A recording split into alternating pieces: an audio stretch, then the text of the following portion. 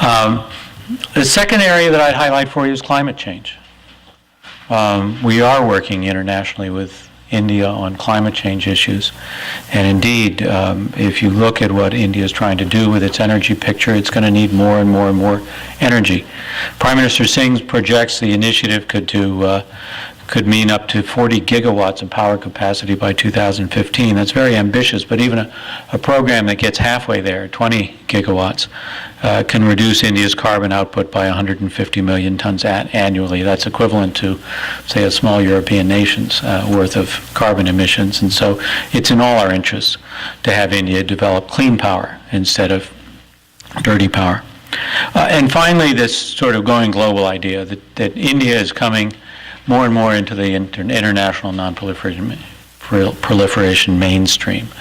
India is always had a good record, excellent record on non-proliferation. What we're seeing here is they're going to bring something like 65% of their current reactors under the International Atomic Energy Agency safeguards, open those up to inspection, phased in by 2014. The foreign minister repeated just the other day that they would continue their unilateral moratorium on nuclear testing. And we have seen India adhere to and harmonize its export control systems with those of the nuclear suppliers and the missile technology exporters around the world, so that India's controls are at the same level of those as those of other countries. So India is now what you might say a parallel partner with the international non-proliferation effort, and I think that's very important. We've worked closely with the Indians over the last several years. We've also working with them to make sure that the Indian market is open to U.S. companies, make sure that U.S. firms will receive fair and equal treatment on commercial opportunities. And I would note that, again, the foreign minister earlier this week said that Indian government wants to wait until the U.S. Congress acts before India signs nuclear cooperation agreements with other countries.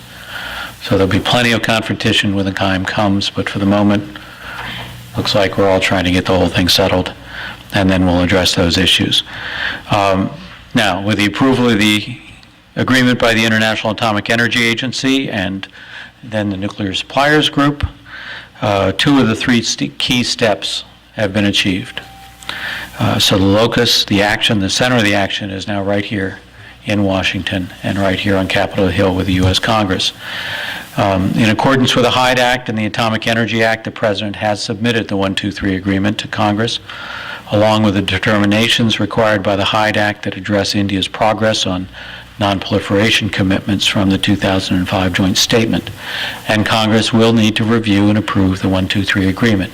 As Congressman McDermott said, this is different, this is new, and we should expect a fair amount of discussion and a lot of questions to be asked. But we also know from the substantial majorities, the very strong bipartisan majorities who supported the Hyde Act, that there is great support on the Hill for this agreement, for going forward with this kind of cooperation with India. And I hope that after we've discussed and reviewed the determinations and the legal framework, that we'll be able to complete the work and proceed with the help and support of members of Congress. So we have submitted a very strong package, fully consistent with the requirements that Congress set out with bipartisan support in the Hyde Act. We understand how tight the congressional calendar is this fall, but we do look forward to continuing our work with Congress on the initiative, and we hope that legislation can be passed before Congress adjourns for the year. So there we are. We're trying to complete the journey that we all began 3 years ago, and some people began even longer before that, and realize the kind of opportunities that are going to shape our relationship, but really shape the world in the 21st century. So I thank you all for your contributions to that endeavor, and I'm sure you will continue to work very, very hard to try to see this realized. So with that, I'm happy to take a couple questions or do whatever you want me to do. I think they would love to, because you're the man of the moment. As you said, the timing is good for all of us, so I think... I'm afraid this gentleman and his colleagues are the men of the moment right now. That is true. So you're all men of the moment, so I presume there are some people who have some questions. Why don't we do one or two and then see if the Congressman has anything more to say. Congressman McDermott just told us this is an election year and not an expedition policy. And not to mention that some of the members are up for re-election. How do you respond to the fact that we just may not have enough time to review and vote on this? Well, Congressman McDermott is obviously correct. And I want to say that, and I'm happy to say that on camera, anytime you want me, whatever the subject. No, we recognize there's a crowded calendar. It's a shorter session because of the election year. But there's also, among the many things that are important to get done, this is one of the things that's important to get done.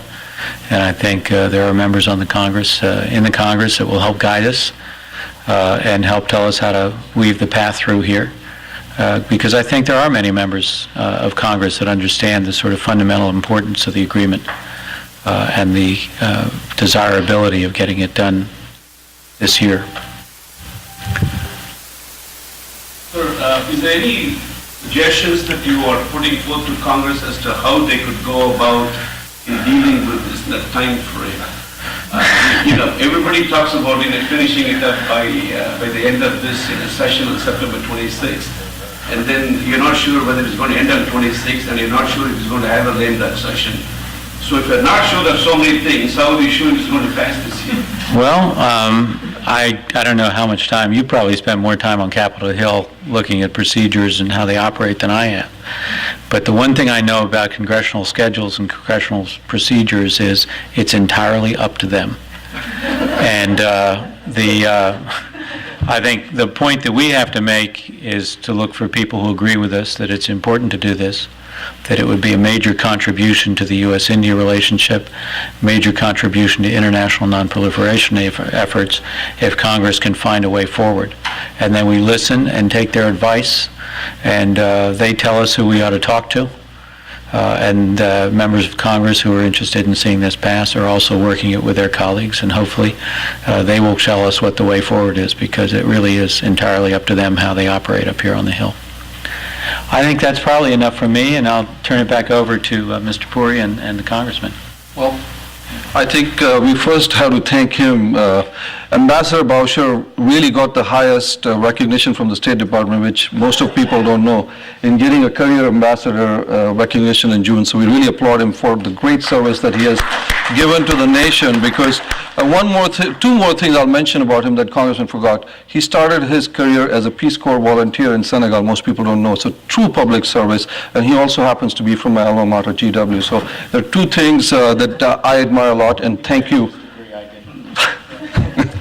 But we thank you so much, especially given the timing of everything else that is going on. We thank, obviously, the wonderful Congressman Falamaga and Congressman McDermott, because it's going to be an interesting time for all of us and the Indian American community. We have, obviously, there's a lot of interest in this between all groups, all kinds of Indian American organizations, etc. We have API represented here by Dr. Vinod Shah, the physicians, all kinds of organizations who are doing some great work. So obviously we'll be seeing how these things develop, and I'm sure you will be. So thank you all for coming, and really appreciate your being here.